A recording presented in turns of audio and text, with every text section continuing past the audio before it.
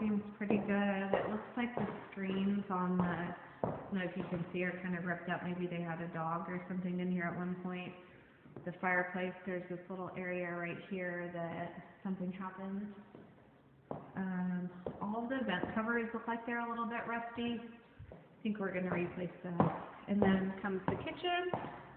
And let's see, this little thing, you just touch it and it comes off. So we're going to see if the handyman can fix that. This little guy over here, for some reason, doesn't want to stay shut. There's a spot on the counter here that this little area down here maybe got chewed up by a dog also. And then that's about everything that we found so far. The baseboards are in pretty bad shape. Like I said, it looks like there might have been a dog or something, but other than that, the property looks good. It's nice and clean in here, and